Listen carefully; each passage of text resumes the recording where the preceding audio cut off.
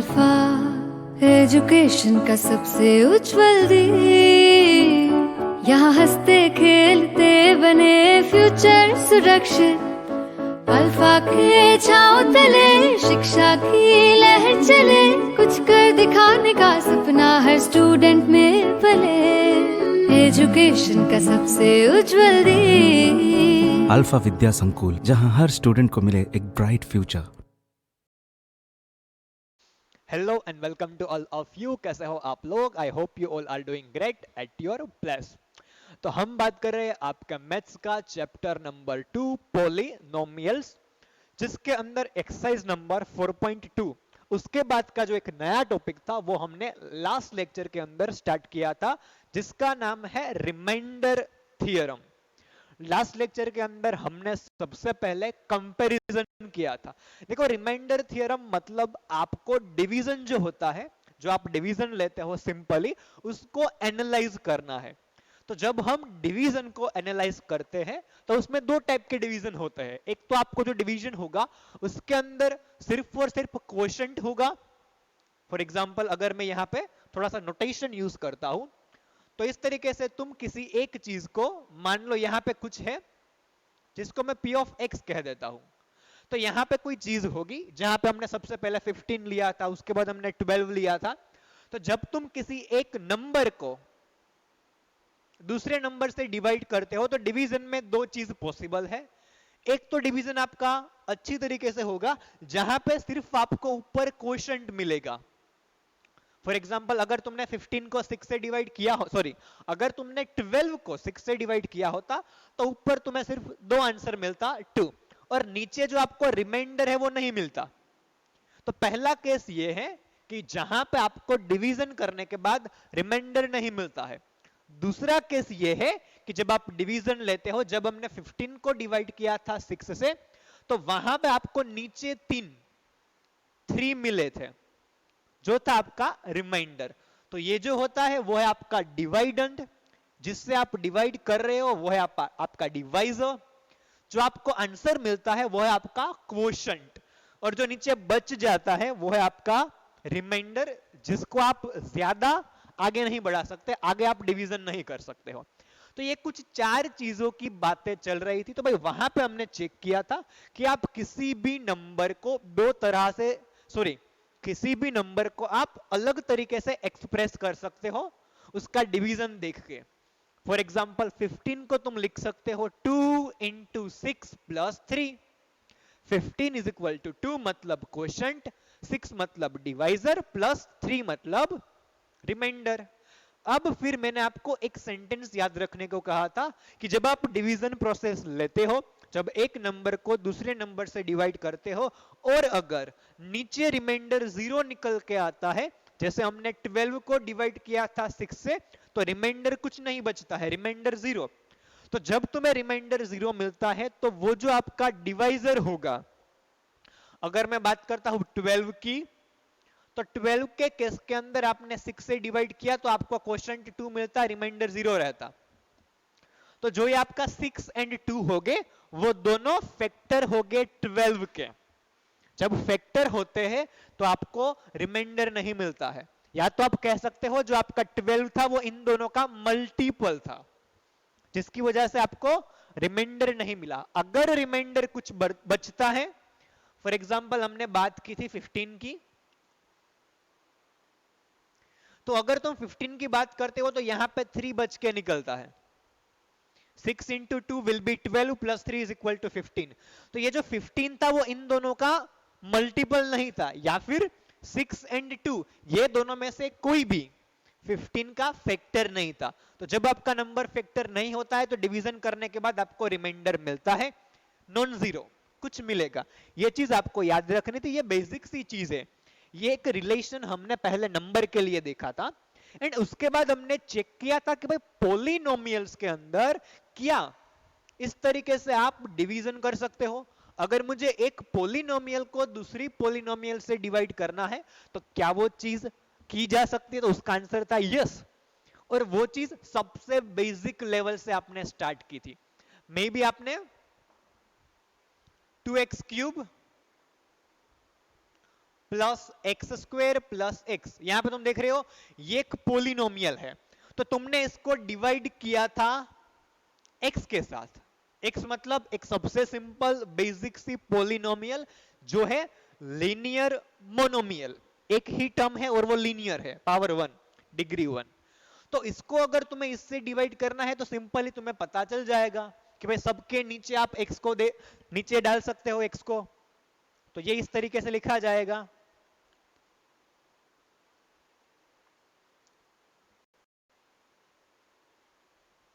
तो ये आपको इजीली आंसर मिल जाएगा 2x square plus x plus 1। और ये जो आपका आंसर है वो एक्चुअली में आपका क्वोशंट है। जैसे आपको 12 डिवाइडेड बाय 6 करने से 2 मिलता है, तो 2 जैसे आपका क्वोशंट होता है, यहां पे ये क्वोशंट है। और जैसे आपने देखा था कि 12 के अंदर जब आपने 6 से डिवाइड किया तो कुछ भी रिमाइंडर नहीं बचता है, उसे यहां डिवाइड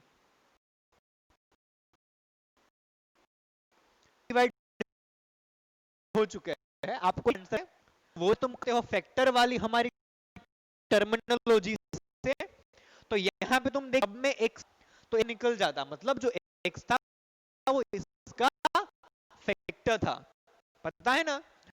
तो यहां पे भी वो पोल के अंदर भी जब तुम डिवाइड हो सिर्फ मिले तो वो आपका फैक्टर रहा होगा मेन पोलिनोमियल का।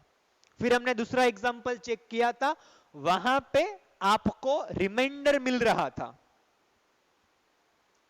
हल्की सी मैं आपको फिर से लास्ट लेक्चर की थीम दे रहा हूं क्योंकि मुझे वो यहां पे चाहिए। अगर मुझे प्रॉब्लम पता होगी, अगर मुझे बेसिक सी चीजें से हमने स्टार्ट किया था वो पता होगी तो तुम आगे बढ़ पाओगे। फिर हमने कुछ इस तरीके से लिया था, मान लो 3x square plus x plus 1, ये भी आपकी एक पोलिनोमियल है, तुमने इसको भी x से डिवाइड करने की ट्राई की थी। तो इस तरीके से हुआ था, सबके नीचे x, जब तुम इसको थोड़ा करते थे तो यहां पे तुम्हें मिलता 3x प्लस 1, यहां चल जाता, लेकिन जो के नीचे x है कुछ नहीं हो सकता है, वो तो एज इट इज रह जाएगा, मतलब तुम्हें यहां पे रुकना पड़ता। तो ये जो चीज आपको एक्स्ट्रा मिली जहां पे डिवीजन नहीं हुआ, जहां पे आपको प्रोसेस को रोकना पड़ा, तो ये जो ऊपर था वो आपका रिमाइंडर बच रहा था, एज अ रिमाइंडर है। वो आपको पता कैसे चला, तो जब आपने सबको x से मल्टीप्लाई किया तो यहां पे x आ गया और यहां पे 1 आ गया और यहां पे आपकी मेन पोलिनोमियल बन गई ये वाली। तो यहां पे तुमने रिलेशन चेक किया, main polynomial divisor into quotient plus जो होता है वो आपका रिमाइंडर। तो यहां पे भी आपने वो चेक कर लिया कि भाई रिमाइंडर मुझे कुछ मिला। तो आपने यहां पे फैक्टर वाली थियरी अप्लाई की तो वो भी सही निकली कि भाई इन सब में से मुझे x कॉमन नहीं निकल रहा है, इन सब में से x कॉमन नहीं मिल रहा है, मतलब x was not factor of this polynomial, and if it was not factor then you will get non-zero remainder, as you can see here it's 1। तो ये तो कुछ बेसिक सी बातें थी, बेसिक सा डिवीजन था, हर एक टर्म के नीचे तुम x को डाल सकते हो और फिर तुम डिवीजन कर सकते हो। लेकिन इतना बेसिक तो डिवीजन होगा नहीं। अगर तुम्हें किसी एक पोलिनोमियल को दूसरी मोनोमियल की बजाय एक अच्छी खासी पोलिनोमियल से डिवाइड करना है, फॉर एग्जांपल अगर मैंने तुम्हें कहा होता कि भाई तुम 3x square plus x plus 1 को डिवाइड करो x प्लस 1 से, तो हर एक टर्म के नीचे तुम x प्लस 1 लिखते,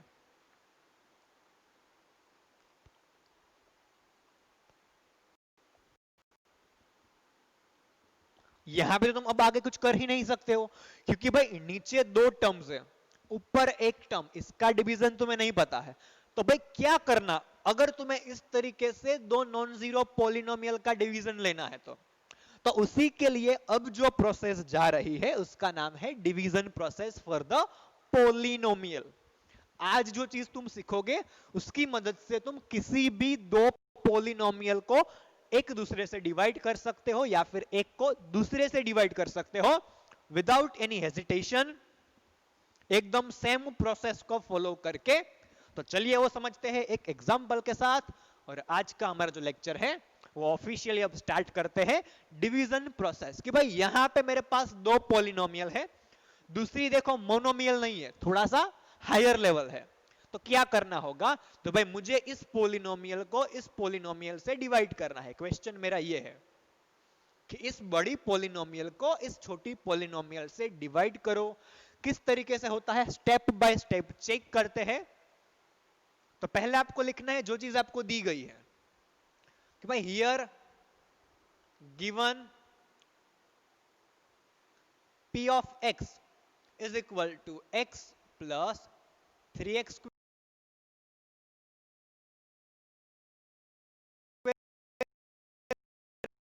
minus 1 में दिया 1 plus x, तो ये चीज तुम्हें ऑलरेडी है। अब स्टेप बाय स्टेप मैं आपको प्रोसेस सिखाता हूं। पहला स्टेप जो आपको करना है फॉर द डिवीजन प्रोसेस, तो भाई स्टेप नंबर 1 तुम्हारा है कि पहले तुम दोनों पोलिनोमियल को अच्छी तरीके से प्रिपेयर करो स्टैंडर्ड फॉर्म के अंदर। फिर से एक बार, step number 1 is convert both polynomials in a standard form. दोनों पोलिनोमियल्स को स्टैंडर्ड फॉर्म के अंदर चेंज करना है।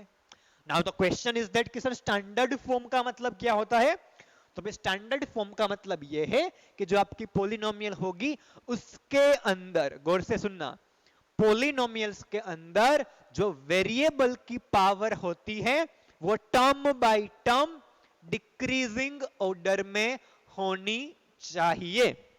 स्टैंडर्ड से मेरा मतलब है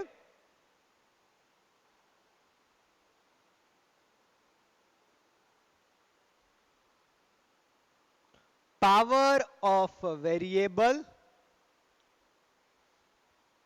इन डिक्रीजिंग ऑर्डर।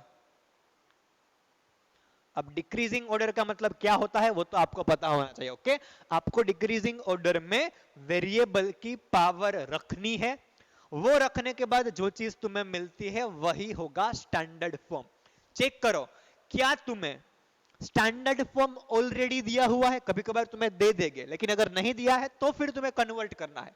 मुझे स्टैंडर्ड फॉर्म का काम है यहां पे, उससे मतलब है। तो चेक करो, देखो अगर मैं स्टेप नंबर 1 अप्लाई करता हूं तो p ऑफ x को तुम चेक करो, उसकी पावर देखो वेरिएबल की, वेरिएबल x है तो यहां पे x की पावर 1, उसके बाद x की पावर 2 एंड लास्ट टर्म आपका कांस्टेंट मतलब x की पावर 0। तो यहां पे 1 2 0 कोई मीनिंग ही नहीं है। मुझे तो भाई डिक्रीजिंग ऑर्डर में चाहिए, मतलब सबसे पहले टर्म में सबसे बड़ी, उसके बाद छोटी और उसके बाद सबसे छोटी। तो अगर मैं इस टर्म को, सॉरी इस पोलिनोमियल को स्टैंडर्ड फॉर्म में चेंज करना चाहता हूं तो सबसे बड़ी पावर किस टर्म के अंदर है वो सबसे पहले रखना है। मतलब जो 3x स्क्वायर वाला टर्म है जहां पे सबसे बड़ी पावर है उससे तुम्हें वेरी फर्स्ट रखना होगा। मतलब जो पहला टर्म होना चाहिए वो स्टैंडर्ड फॉर्म में होगा 3x स्क्वायर, उसके बाद उससे छोटा मतलब पावर 1, देख रहे हो, यस, और उसके बाद उससे छोटा मतलब -1। तो इस तरीके से तो देखो चेंज कुछ नहीं हुआ है, बस मैंने ऑर्डर्स चेंज किए हैं क्योंकि मुझे स्टैंडर्ड फॉर्म चाहिए था। तो अब देखो p of x standard form के अंदर है, इस तरीके से स्टैंडर्ड फॉर्म में चेंज करना है। फिर से एक बार, स्टैंडर्ड फॉर्म मतलब जो आपके वेरिएबल्स है उनकी power term by term decreasing order में डन, यस, काम हो गया, जी हाँ। अब सेकंड पॉलिनोमियल में भी यही चीजें अप्लाई करो। अब तुम्हें सेकंड पॉलिनोमियल वही चीज देखनी है, चेक करो यहां पे भी डिक्रीजिंग ऑर्डर में चेंज करना है। सबसे बड़ी पावर ढूंढो, सबसे बड़ी पावर यहां पे 0 यहां पे 1, मतलब 1 वाला टर्म पहले होना चाहिए, 1 के बाद उससे छोटी तो भाई 0 है यहां पे, यस, मतलब कांस्टेंट टर्म, और उससे छोटी तो है ही नहीं, मतलब यहां पे रुक जाओ। Now they both polynomials are in the standard form. So अब आपका काम जाएगा अच्छी तरीके से। अब आते हैं स्टेप नंबर 2 पर।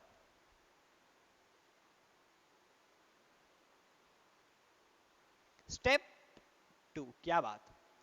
स्टेप 2 मतलब यहां से आपको चाहिए, अब तुम निकालोगे, get the first of quotient.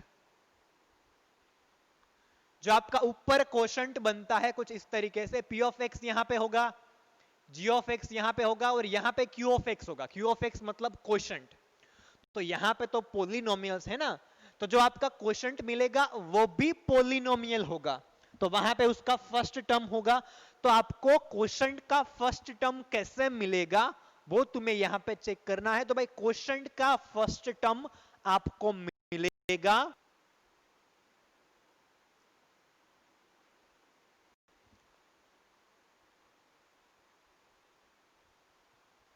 First term of quotient is equal to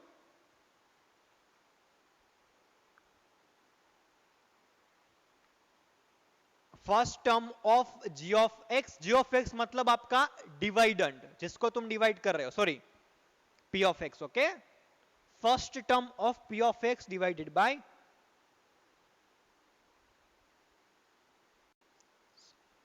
जो आपका डिवाइडेंड था उसके फर्स्ट टर्म को जी ऑफ एक्स के फर्स्ट टर्म से। देखो अब वहां पे भूल जाओ, यहां पे चीजें चेक करनी है स्टैंडर्ड फॉर्म में।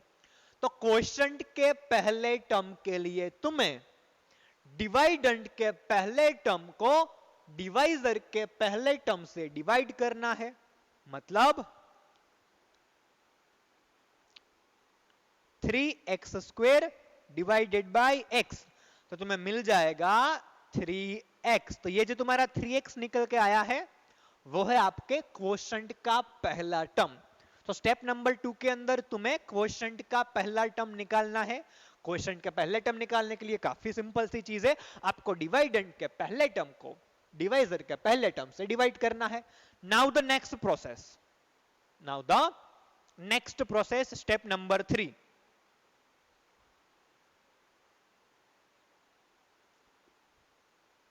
स्टेप नंबर 3 आपका ये है कि multiply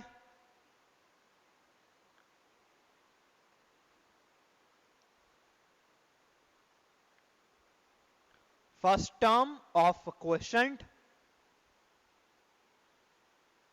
with g of x and subtract from p of x. ये जो तुम्हें 3x आंसर मिला है, जो आपको क्वोशंट का पहला टर्म मिला है, तुम्हें उसे डिवाइड करना है, सॉरी, तुम्हें उसे मल्टीप्लाई करना है जी ऑफ एक्स के साथ, और जो आंसर निकल के आता है वो तुम्हें इसमें से सब्सट्रैक्ट करना है। किस तरीके से होता है यहां पे देखो, काफी लंबी प्रोसेस है, उसको मैं आपको इजी करना भी सिखाऊंगा। टेक्स्ट बुक के अंदर सारा लिख के दिया है, दैट्स व्हाई यहां पे मैं लेंथी खींच रहा हूं। उसके बाद हम एकदम शॉर्ट काफी अच्छी तरीके से डिवीजन कैसे किया जा सकता है वो भी चेक करेंगे। डर मत जाना, बस ये स्टेप समझ लो, इन डिटेल समझ लो, उसके बाद शॉर्टकट तो हमारे पास है ही। Okay, so don't worry about it. तो यहां पे तुम्हें क्या करना था, तुम्हें पहला टर्म मिल गया था 3x। ओके, फिर तुम्हारे पास यहां पे था 3x² प्लस x माइनस 1, और यहां पे जी ऑफ एक्स रहा होगा। देखो इसको देख के आइडल, x प्लस 1, ये जो तुम्हें पहला टर्म मिला था उसको तुम्हें मल्टीप्लाई करना था इसके साथ, मतलब 3x इंटू एक्स प्लस 1, एक के बाद एक सबको मल्टीप्लाई करो। मल्टीप्लीकेशन होगा ना, इस पूरे टर्म को मल्टीप्लाई करना है, x को हर एक टर्म के साथ करो। पहले term x 3x², 3x into 1 plus 3x, sign will be plus. अब ये जो तुम्हें आंसर मिला है ना 3x² प्लस 3x, उसको तुम्हें सब्सट्रैक्ट करना है।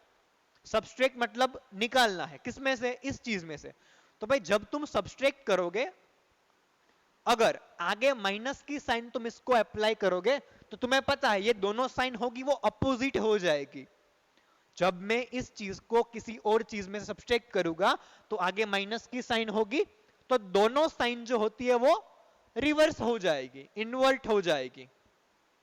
तो वो मैं यहां पे कर रहा हूं, दोनों की साइन पहले प्लस थी माइनस, प्लस थी माइनस, अब तुम्हें नई साइन कंसीडर करनी है माइनस वाली, मतलब ऊपर प्लस 3x नीचे माइनस 3x, कैंसल आउट, ऊपर आपके पास प्लस x नीचे आपके पास minus 3x, plus x minus 3x minus 2x।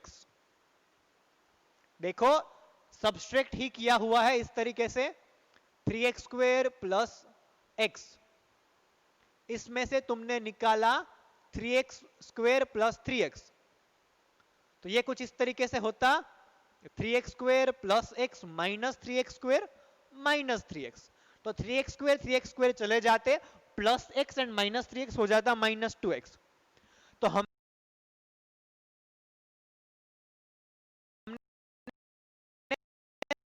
Substitution भी बस वर्टिकली किया है, वही है। सो ऐसा मत सोचना कि कहां से आंसर निकल के आ रहा है।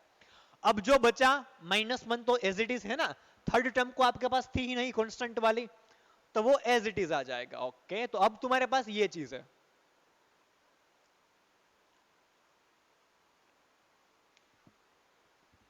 तो अब तुम्हारे पास ये आंसर निकल के आया है नीचे। अब आता है step number 4।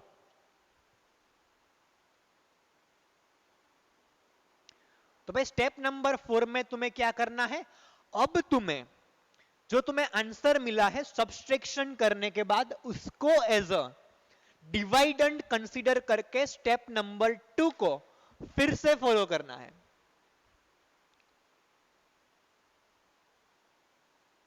Consider -2x - 1 as a new dividend and follow the step 2। ये जो आपका स्टेप 2 था वो आपको फॉलो करना है, मतलब तुम इसके फर्स्ट टर्म को डिवाइड करोगे इसके फर्स्ट टर्म से, जिसकी मदद से तुम्हें इस बार फर्स्ट नहीं लेकिन सेकंड टर्म मिल जाएगा क्वोशंट का। जहां पे फर्स्ट था वहां पे तुम्हें सेकंड टर्म मिल जाएगा।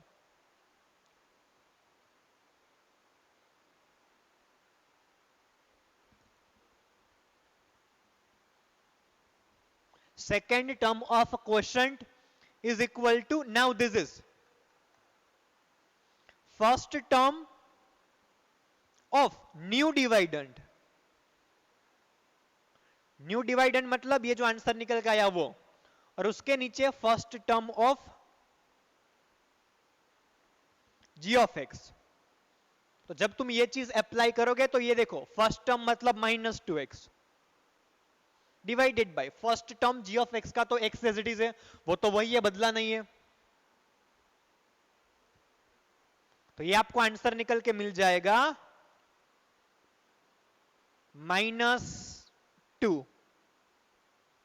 ये है आपका second term of quotient. 3x के बाद जो आता है वो, यहां तक पहले चेक कर लो, उसके बाद आगे का स्टेप समझाता हूं। ओके, ऐसा हो तो स्क्रीनशॉट ले लेना, ये चीज मुझे चाहिए एज इट इज। उसके बाद कंटिन्यू हो रहा है। हम पहुंच गए हैं क्वोशंट के सेकेंड टर्म तक, हमने क्वोशंट का सेकेंड टर्म निकाल लिया है। ओके, अब चलो अब बात करते हैं यहां से कंटिन्यू। सेकेंड टर्म मैंने क्वोशंट का निकाल लिया है, अब मुझे इस टर्म को यूज करके फिर से स्टेप नंबर 3 फॉलो करना है, ये वाला। यहां से मैं निकाल रहा हूं फर्स्ट पार्ट। आई होप तुमने स्क्रीनशॉट ले लिया था। ओके, क्योंकि आपको यूज करनी है पूरी की पूरी चीजें। तो भाई अब तुम्हारे पास स्टेप नंबर 4 कंप्लीट हो चुका है, क्वोशंट का सेकेंड टर्म आ चुका है, मतलब 3x के बाद जो चीज आएगी वो। अब आता है step number 4, sorry step number 5। Multiply g of x मतलब divisor, by second term of quotient and again subtract from new dividend, ये जो आपको न्यू डिवाइडेंड मिला है उसमें से तुम्हें सब्सट्रैक्ट करना है -2 को, यहां पे देखो -2 को मल्टीप्लाई करना है जी ऑफ एक्स के साथ, ये और उस चीज को जो आपको आंसर मिलेगा उसको इसमें से तुम्हें सब्सट्रैक्ट करना है। मतलब ऊपर आपका -2x -1 था, इन दोनों को मल्टीप्लाई करो, करते जाओ, -2 into x plus 1, -2 into x plus 1, सो ये आपका होगा, पहला होगा -2x, उसके बाद -2 इंटू -1, सॉरी -2 इंटू +1, प्रोडक्ट होगी -2। अब तुम्हें इसको सब्सट्रैक्ट करना है, एज आई सेड जब तुम सब्सट्रैक्ट करोगे तो आगे माइनस साइन होगी, मतलब ये जो आपका आंसर मिला मुझे मल्टीप्लिकेशन का उसकी साइन अपोजिट हो जाएगी, माइनस है तो प्लस हो जाएगा, माइनस है तो प्लस हो जाएगा, और ये जो उसका आंसर निकल के आता है देखो ये दोनों कैंसिल आउट, पहले माइनस था now it's plus, -2x + 2x निकल गया, -1 + 2, तो आंसर निकल के आता है +1। तो ये आपका हो गया स्टेप नंबर 5, मुझे यहां पे +1 मिल गया।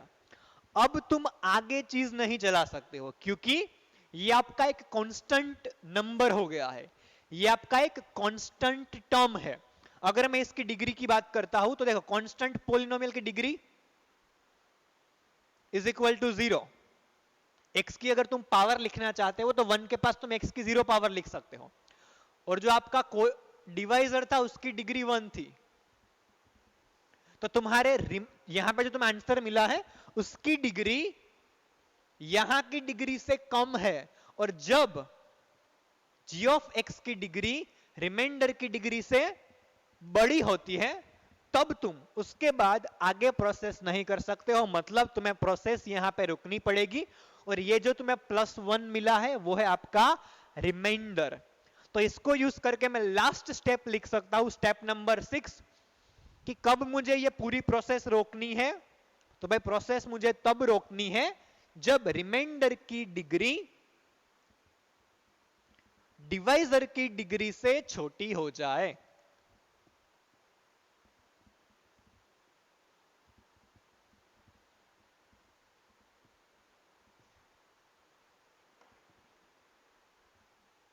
Step number 6, the last step, stop the process when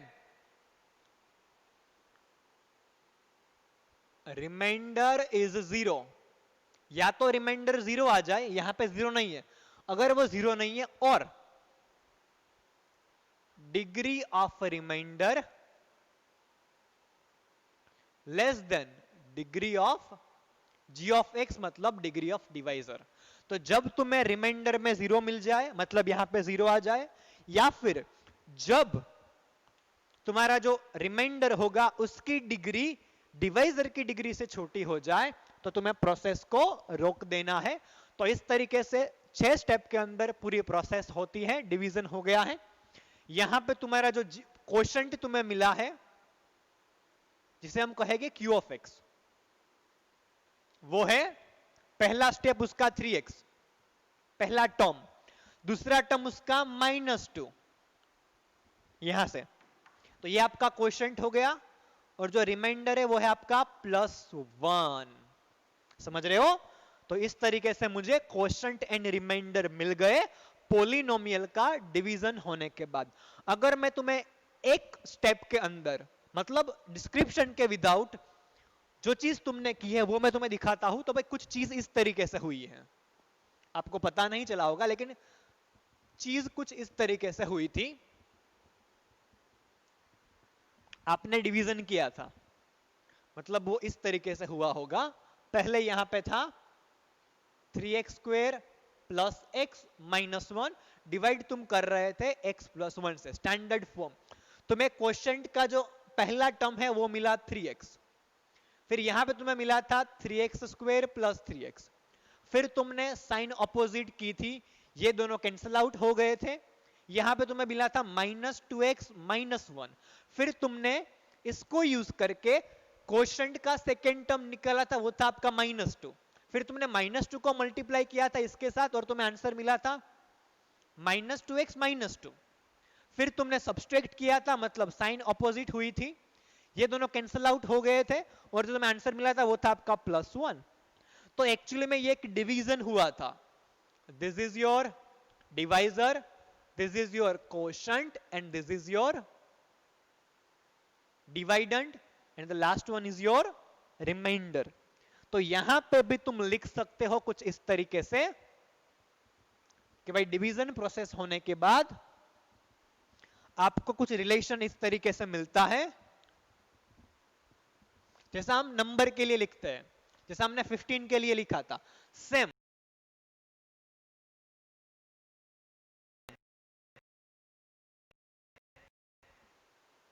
divide is equal to dividend is equal to इन दोनों का मल्टीप्लीकेशन, इन दोनों का मल्टीप्लीकेशन मतलब divisor into quotient plus remainder. तो ये आपको एक रिलेशन मिला। अगर मुझे p ऑफ x के टर्म में लिखना है तो वो होगा ओके, अगर मुझे p ऑफ x के टर्म में लिखना है तो p ऑफ x मेरा डिवाइजर सॉरी डिवाइडेंड था, g ऑफ x जो मैंने डिवाइजर लिया था, r ऑफ x जो मेरा सॉरी q ऑफ x मेरा जो क्वोशंट मिला था वो, एंड प्लस रिमाइंडर जो था मेरा r ऑफ x। तो ये मुझे इस तरीके से एक रिलेशन मिलता है, इसे कहा जाता है डिवीजन एल्गोरिथम। 10th में आएगा, लेकिन आपको भी ये रिलेशन याद रखना है कि भाई पॉलिनोमियल के लिए भी तुम लिख सकते हो dividend is equal to divisor into quotient plus reminder. मतलब अगर तुम यहां पे x प्लस 1 लिखते, यहां पे अगर तुम 3x माइनस 2 लिखते और उसमें अगर तुम 1 ऐड कर देते तो तुम्हें जो आंसर मिलता वो ये खुद बन जाता। ये तुम खुद चेक कर सकते हो, घर पे चेक कर लेना कि जब तुम x प्लस 1 को मल्टीप्लाई करते हो 3x माइनस 2 के साथ और उसमें जब तुम ये +1 ऐड करोगे तो तुम्हें ये पूरी चीज मिल जाएगी जो तुम्हारा एक्चुअली में डिवाइडेंड था, जिसको तुम डिवाइड कर रहे थे। अगर मुझे इसको वर्ड्स के अंदर लिखना है पूरी प्रोसेस को, तो मैं लिख सकता हूं कि if we have two polynomials p of x and g of x, अगर तुम्हारे पास दो पॉलिनोमियल है जो आपको क्वेश्चन में दी गई थी p of x and we can get two another polynomials, आपको और दो पॉलिनोमियल्स मिल सकती है, कौन सी?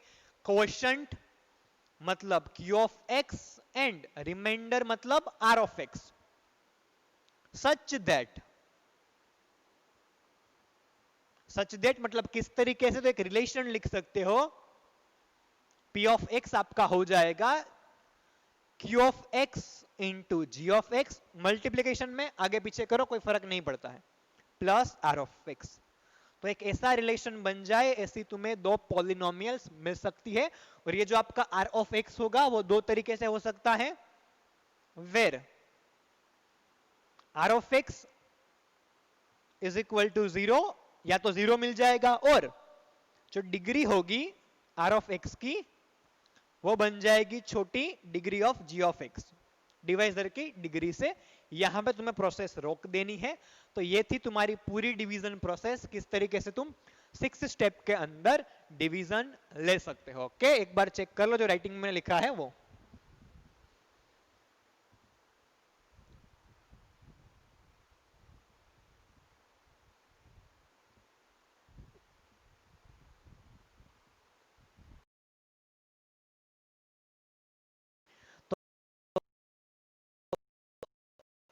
आज के लिए काफी लंबी चीज हो गई है, देखो अभी भी बता रहा हूँ लेक्चर के अंदर मैं अच्छी सी ट्रिक एक से रिवीजन कर पाओगे। स्टेप तुम्हें कोई भी फॉलो नहीं करने हैं, वो सारे स्टेप अपने आप फॉलो हो जाएंगे। लेकिन आज के लिए जो तुम्हें टेक्स्ट बुक के अंदर दिया गया था, जो आपके टेक्स्ट बुक में मेथड थी स्टेप वाइज स्टेप, वो मैंने इन डिटेल सारे सुलभ क्या है, किस तरीके से अप्लाई हो रहे हैं और एक्चुअल में प्रोसेस क्या बन रही है, वो आज के लेक्चर में तुम्हें इन डिटेल बताया है। तो आज के लेक्चर को तुम्हें देखना है, जो टेक्स्ट बुक है उसके साथ कंपेयर करना है, जिसकी वजह से तुम्हें टेक्स्ट बुक के कॉन्सेप्ट क्लियर हो जाए, एक एक लाइन क्लियर हो जाए।